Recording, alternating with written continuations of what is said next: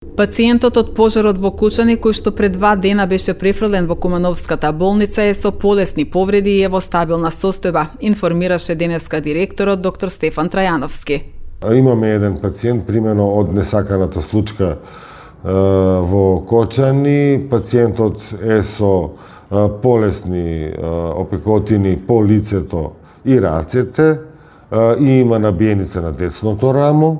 Стабилен е пациентот, контактибилен, мобилен, така да овде е на антибиотска аналгетска терапија, му се надоместуваат течностите, така да пациентот е стабилен и мобилен. Веднаш во утринските часови, рани утрински часови, кога бев информиран за несаканиот случај во Кочани, веднаш службите на хирургија, анестезија и болничката аптека ги подигнав во приправност и ги удвоив со персонал, така да постојано бевме во приправност.